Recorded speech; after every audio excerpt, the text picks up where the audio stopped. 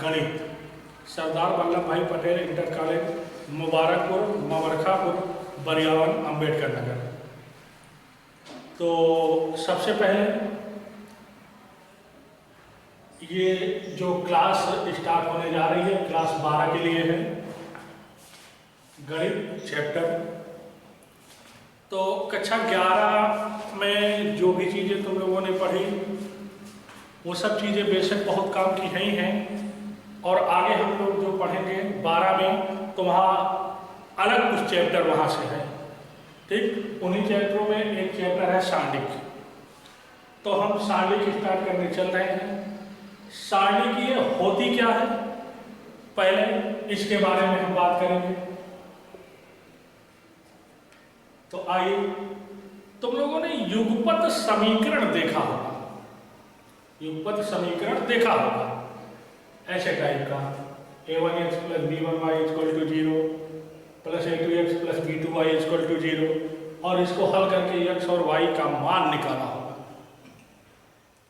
तो यहाँ मान निकालने की बात नहीं हो, यहाँ कुछ चीजों का विलोपन करने की बात आएगी। तो जैसे यहाँ विलोपन करने की बात, अगर हम विचार करें x और y को विलुप्त करने के लिए, x और y का विलोपन करने के लिए, तो x और y का विलोपन करने के लिए क्या किया जाएगा? समीकरण 1 से देखो,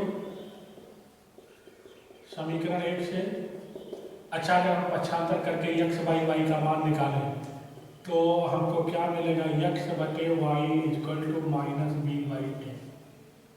समीकरण नंबर 3 कहते हैं इसको। समीकरण 2 से अगर करें बात, समीकरण 2 से तो क्या होगा? x बटे y = अच्छा हाँ, समीकरण 1 से पहले देखो, ये a b नहीं है, a1 b1 है, तो ये b1 बटे a1 - b1 बटे a मिल जाएगा। अब समीकरण 2 से देखो, x बटे y अगर हम पक्षांतर करके निकालना चाहें तो -b2 बटे a2 प्राप्त होगा, ये प्राप्त होगा। और पीछे बहुत बार देख चुके हो तुम लोग, अगर किन्हीं भी दो समीकरणों में एक पक्ष बराबर हो तो दूसरा पक्ष भी बराबर होता है। तो समीकरण 3 और 4 में देखो, x बटे y दोनों बराबर है, तो यहाँ लिखेंगे समीकरण 1 तथा 2 से, 1 तथा 2 से क्या होगा? एक पक्ष बराबर है तो दूसरा भी बराबर हो जाएगा। आपको मिलेगा क्या? b1 बटे में a1 बराबर -b1 बटे में, और -b2 बटे में a2, माइनस दोनों तरफ कैंसिल हो जाएगा, तिरछा गुणा करके फिर इसको पक्षांतर कर लेते हैं तुरंत। तो ये मिलेगा क्या? लाइन b1 a2 उधर जाएगा, प्लस हो जाएगा, तो माइनस इधर आएगा, हो जाएगा a1 b2 = 0, ये मिलेगा विलुप्त करने के बाद।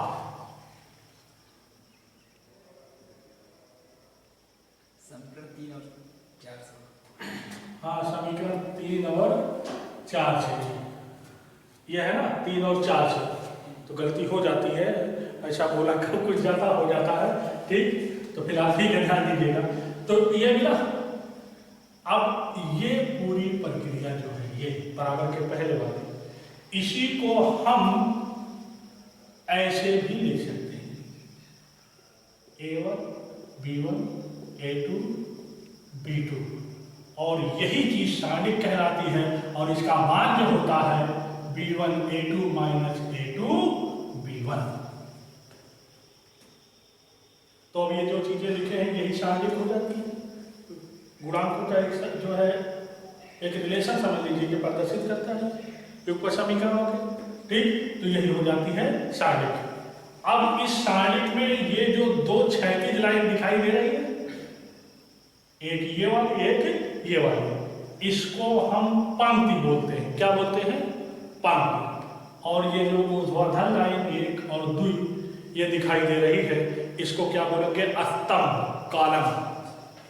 पंक्ति मतलब रो, पंक्ति मतलब रो, ठीक।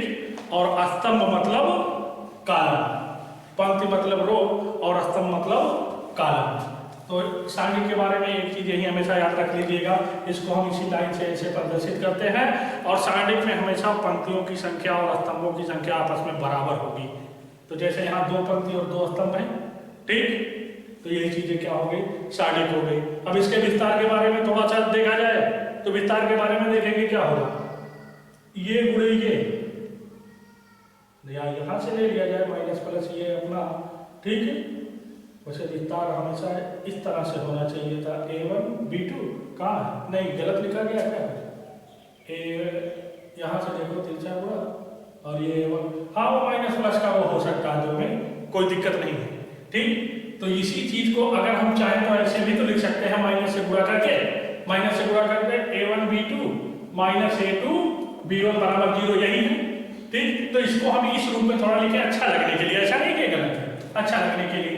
तो ये a1 b2 minus a2 b1 इस रूप में लिख दिया जाए तो ये है। तो ये मान एक निश्चित मान आता है, सारणी का हमेशा एक निश्चित मान होता है, और इसको पंक्ति बोलते हैं और इसको स्तंभ बोलते हैं। इसी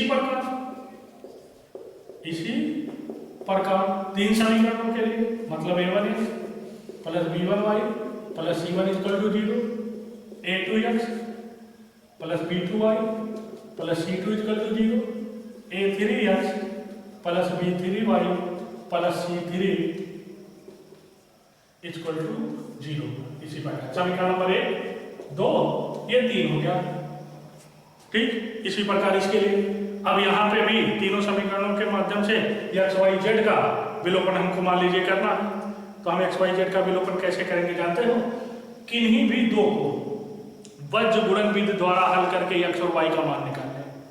किन्हीं भी दो को, जैसे ये तीनों दिखाई दे रहे हैं ना, x और y का मान निकाल लें वज्र गुणन विधि द्वारा, और मान निकालने के बाद जो तीसरा समीकरण बचता है उसमें ले जा करके रख दें, उसमें ले जा करके रख दें। तो इस पूरी प्रक्रिया के फलस्वरूप तुम लोग अपना चेक कर लेना, पूरी प्रक्रिया के फलस्वरूप हमको जो मिलेगा वो मिलेगा क्या, अगर दोनों तरफ हम पूरा विस्तार करना चाहेंगे तो a1 b2 c3 और b3 c1, फिर माइनस b1, फिर क्या मिलेगा a2 c3 minus a3 c2, और फिर उसके बाद प्लस, जब चेक करके देखोगे तो अल्टरनेट यही मिलेगा, और उसके बाद क्या मिलेगा a2 b3,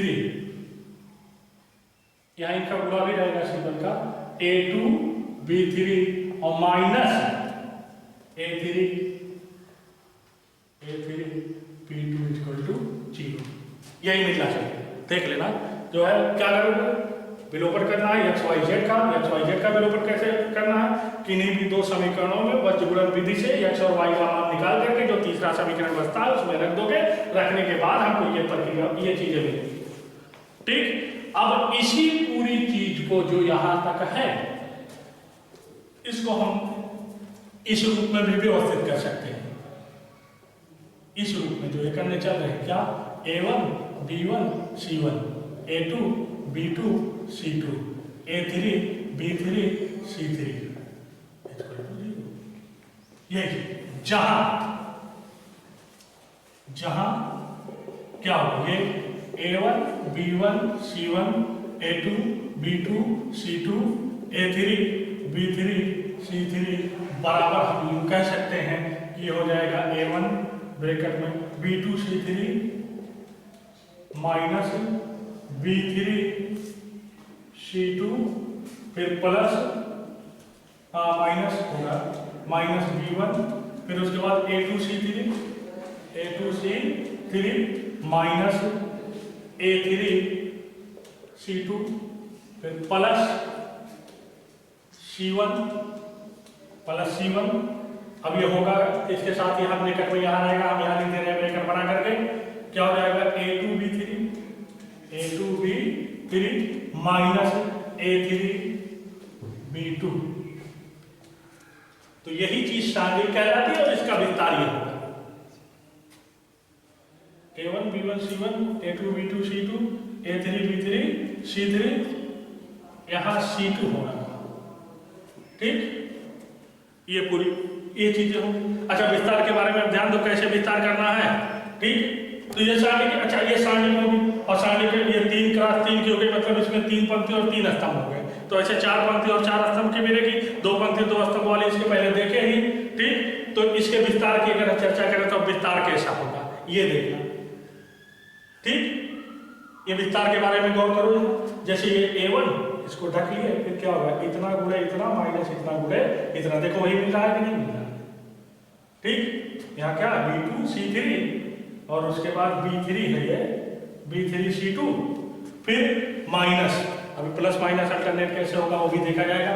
फिर उसके बाद माइनस B1, एक बार पहले प्लस से शुरुआत होगी, ये लिए, ये जब लिए तो इसको ढक करके इतना गुणे इतना माइनस इतना गुणे, अब माइनस इतना गुणे, उसके बाद क्या करोगे, ये गुणे ये, मतलब A3 जैसे B1 गुणे तो ये B1 माइनस B1 रहेगा ही गुणे, फिर A3 गुणे C3, फिर माइनस A2 गुणे C3, फिर माइनस A3 गुणे C2, फिर प्लस, आपकी बात प्लस C1 है, तो इसको भी देखो ढालो, तो क्या हो जाएगा A2 गुणे B3, A2 गुणे B3, C1 हम गुणे के रूप में है, ठीक। फिर माइनस A3 गुणे B2, ठीक। तो ये जो सारणिक है, अच्छा इसके विस्तार की अगर हम चर्चा करें तो ये पहली पंक्ति के सापेक्ष है। किसके सापेक्ष? पहली पंक्ति के सापेक्ष, पंक्ति के सापेक्ष ये विस्तार है। और यही नहीं, हम किसी भी सारणिक का जो विस्तार कर सकते हैं वो किसी एक पंक्ति अथवा किसी एक स्तंभ के सापेक्ष कर सकते हैं, और हर कंडीशन में जो है मान समान आएगा, हर कंडीशन में जो है मान समान आएगा इसका। जैसे पहली पंक्ति के सापेक्ष हुआ, इसका हल करके कोई ना कोई मान मिलेगा, जो भी मान मिलेगा हम दूसरी पंक्ति के सापेक्ष या तीसरी पंक्ति के सापेक्ष या पहली पंक्ति या पहले स्तंभ के सापेक्ष अथवा दूसरे स्तंभ के सापेक्ष अथवा तीसरे स्तंभ के सापेक्ष, हम किसी भी जो है के सापेक्ष अगर हम बात करें विस्तार करने की, तो हर कंडीशन में मान क्या होगा, समान होगा। तो ये पहली पंक्ति के सापेक्ष जो है इसका विस्तार था, ठीक।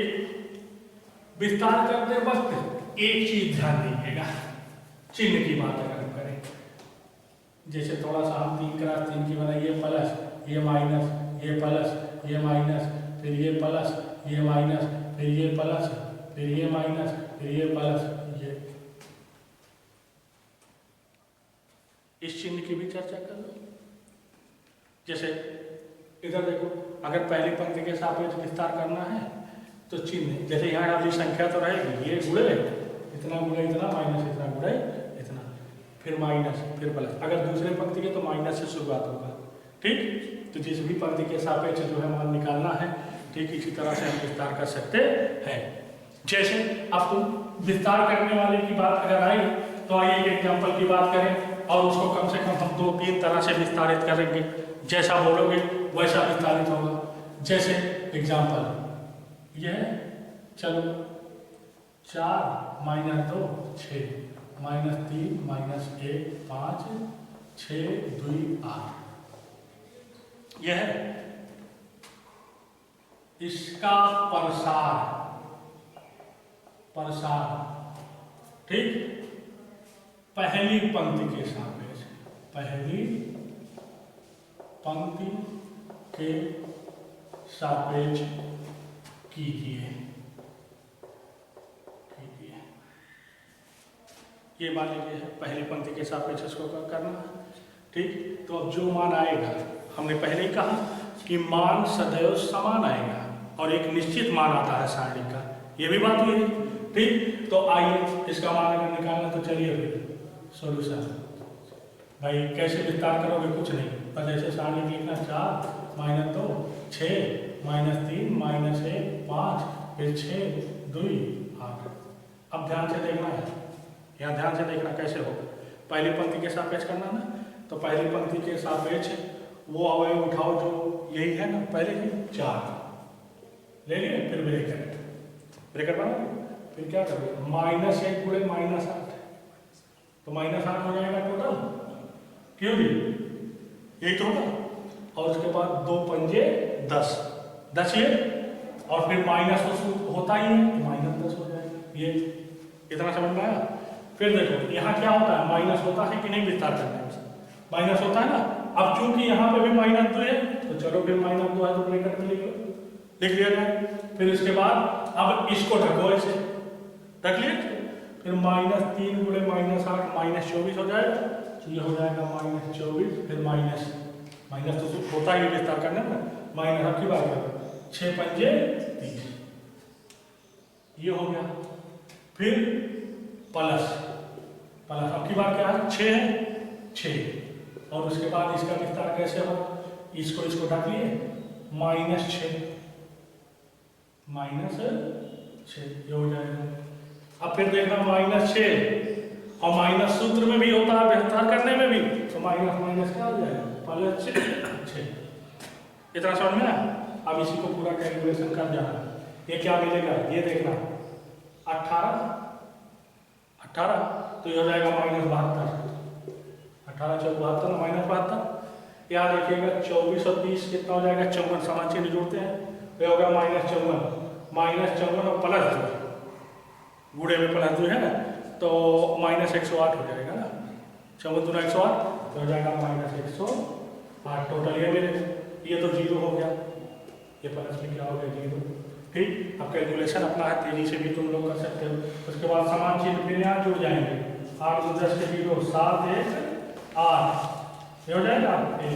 चूंकि जो है माइनस है तो माइनस इसका मान जो आ गया इम्प्लाई दैट ये जो भी दिया गया है 4 -2 6 -3 -1 5 फिर 6 2 8 ये हो जाएगा इसका आंसर।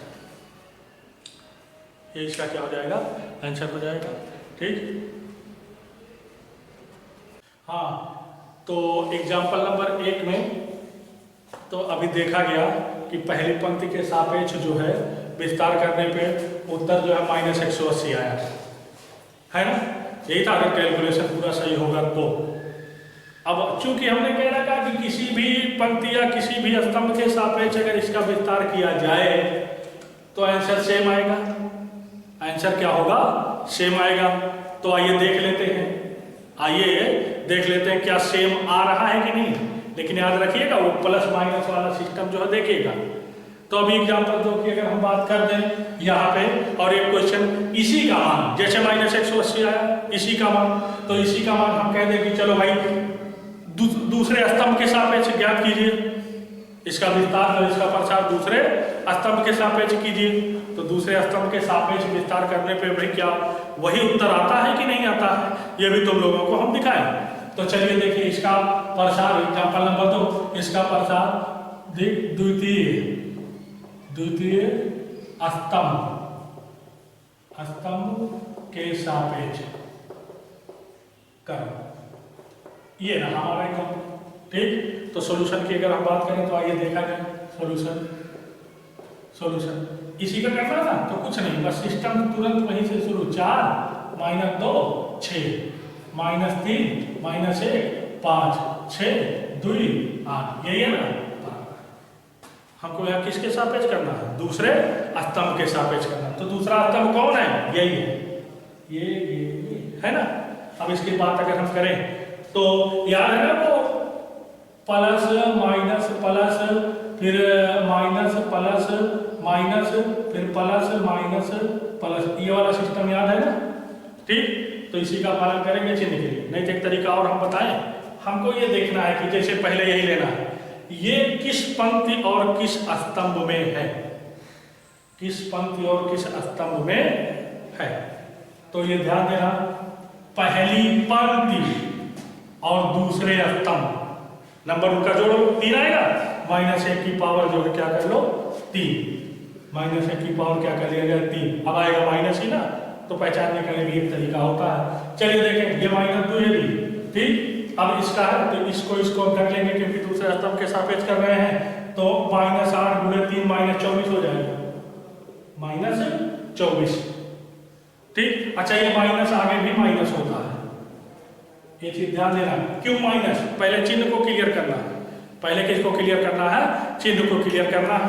तो कैसे चिन्ह क्लियर होगा, ठीक, जिस अवयव के सापेक्ष कर रहे हैं, जैसे ये अवयव है इसी के सापेक्ष अगर हमको करना है तो ये किस पंक्ति और किस स्तंभ में है, तो पहली पंक्ति और दूसरे स्तंभ में है, मतलब 3 हुआ, 1 धन 2 3, -1 की पावर 3 माइनस ही आएगा, तो चिन्ह इसका माइनस होगा, और गुणे में जो अवयव है चिन्ह के साथ ये फिर उसके बाद इनको ढक करके माइनस 8 3 24 और फिर माइनस तो यहाँ होता ही है 6 पंजे 30।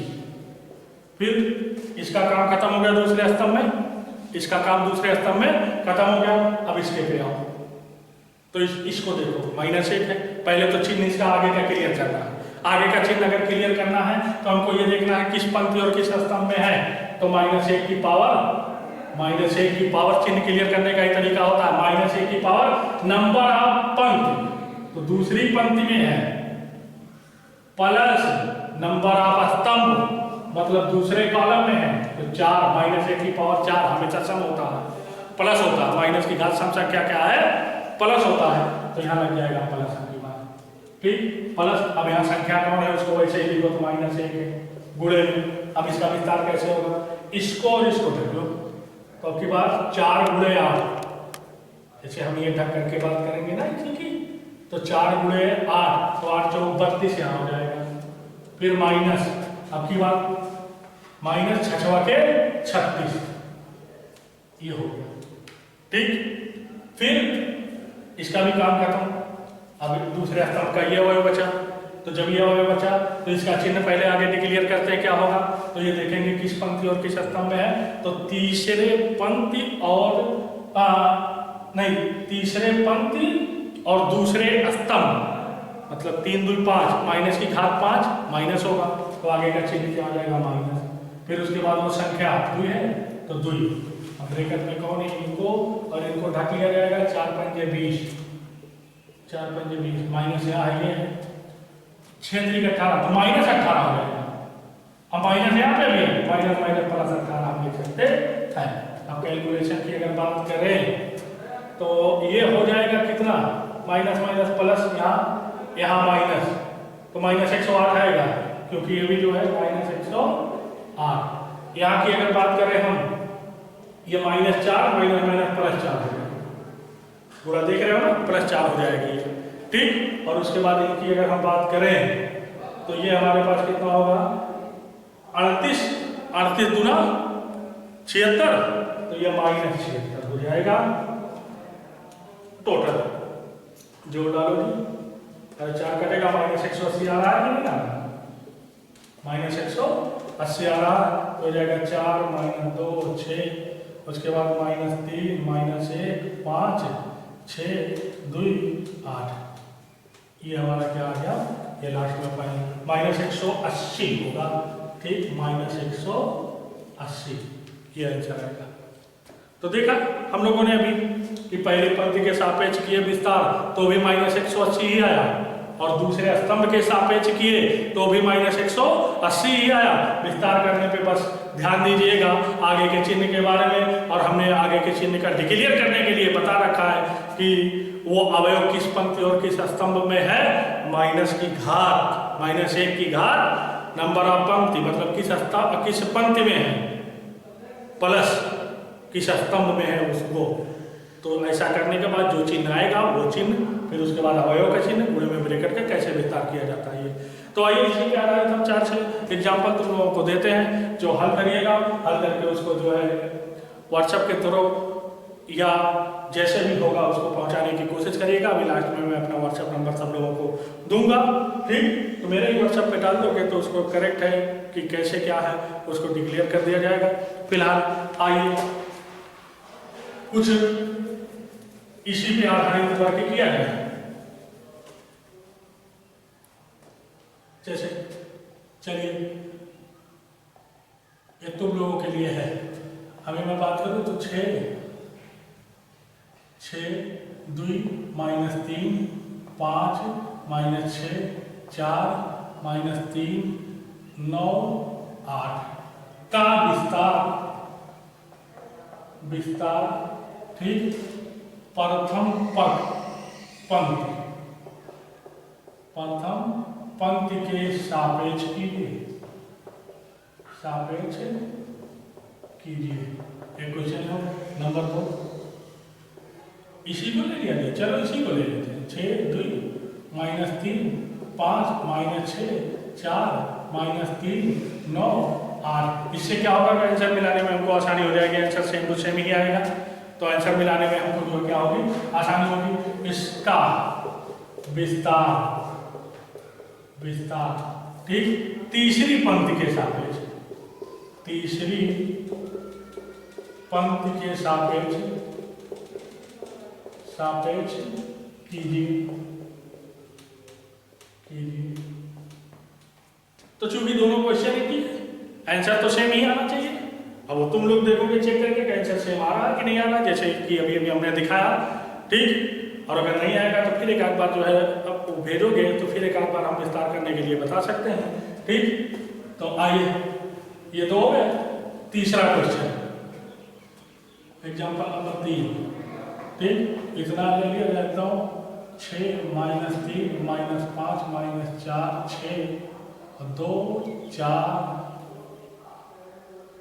2 4, ठीक, -5 का विस्तार प्रथम स्तंभ के सापेक्ष कीजिए। यह होगा प्रथम स्तंभ के सापेक्ष करना है, ठीक।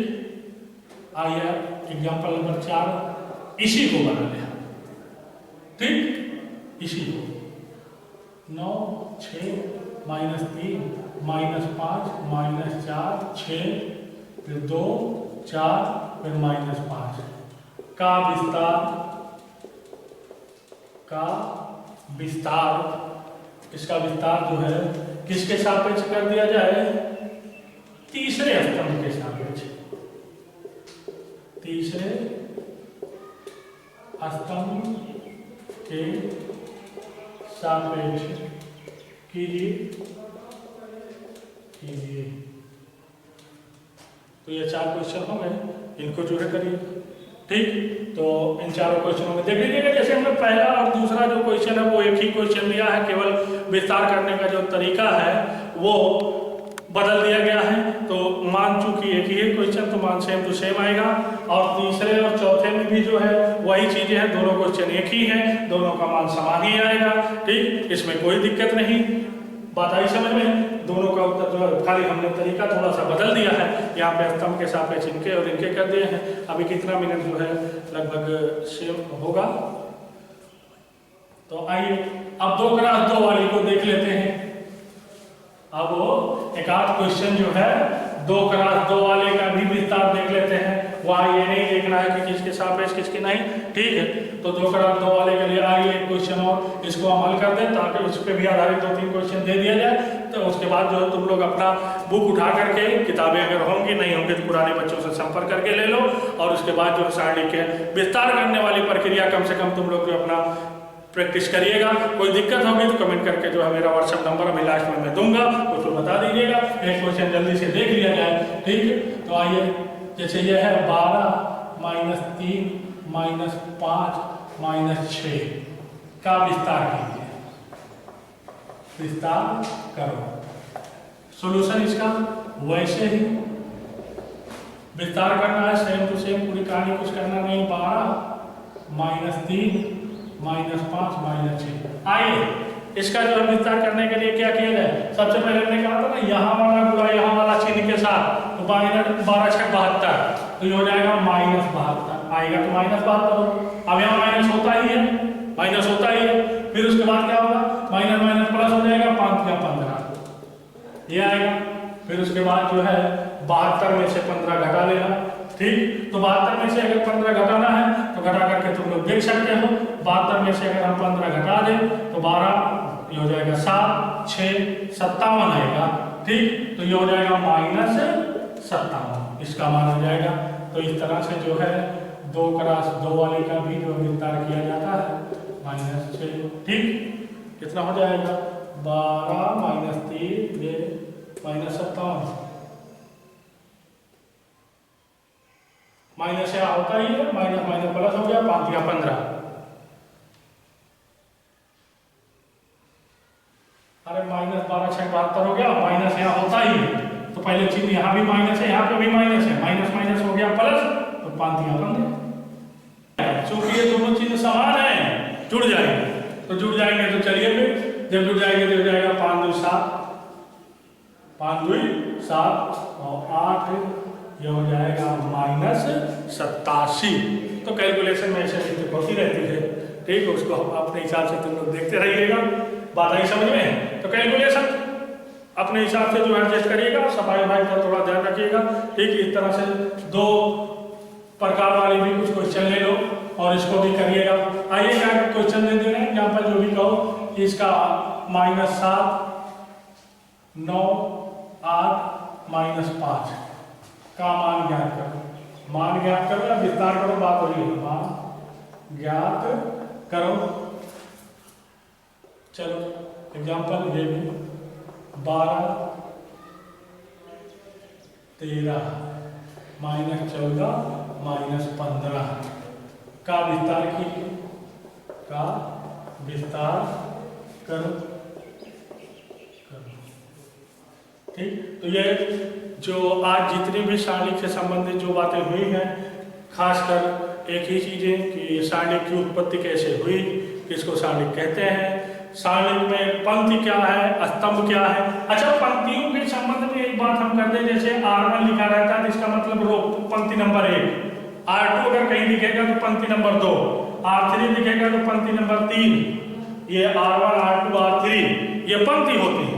पहली पंक्ति को R1 से, दूसरी पंक्ति को R2 से, तीसरी पंक्ति को R3 से। ये C1 का मतलब कॉलम नंबर 1, मतलब स्तंभ नंबर 1, C2 मतलब कॉलम नंबर 2, मतलब स्तंभ नंबर 2, C3 मतलब कॉलम नंबर 3, मतलब स्तंभ नंबर 3। इसी प्रकार आगे भी चौथा तीसरा जो जैसे होगा, ठीक। और एक चीज, जैसे ये कोई सारणिक है ABC DE FG HI ये है। अब ए क्या है, इस सारणिक का एक अवयव है, बी क्या है, इस सारणिक का एक अवयव है, मतलब ABCDEFGHI जो है इस सारणिक के अवयव कहलाते हैं। इन सब चीजों पे भी जो है ध्यान दीजिएगा, ठीक। तो आज के लिए फिलहाल इतना ही।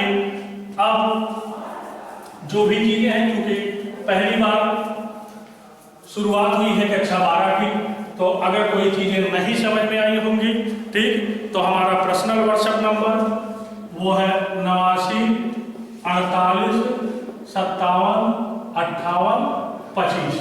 तो इस पर अपना नाम लिख करके और कौन सी क्वेश्चन है, क्या चीजें हैं, या डायरेक्ट फोन करके भी जो कह सकते हो कि ये चीजें नहीं समझ में आई हैं, तो इसको जो है अगले दिन फिर हम थोड़ा सा वहीं से रीस्टार्ट ले लेंगे। तो कुल मिला जुला करके सारणिक का विस्तार करना, विस्तार किसी भी पंक्ति या किसी भी स्तंभ के सापेक्ष, तो उसको ध्यानपूर्वक तैयार कर लीजिएगा। अदर किताबों से जो है क्वेश्चन हल करके और देख लेना कि आंसर मिल रहे हैं कि नहीं मिल रहे हैं, किसी भी पंक्ति के सापेक्ष करो या किसी भी स्तंभ के सापेक्ष। अगर नहीं मिल रहे हैं तो इसका मतलब विस्तार करने में कोई गलती है। कैलकुलेशन पे विशेष ध्यान दीजिएगा, ठीक। कैलकुलेशन जो है हमारी तरह लिखना और पढ़ने में गलती मत करिएगा, ठीक।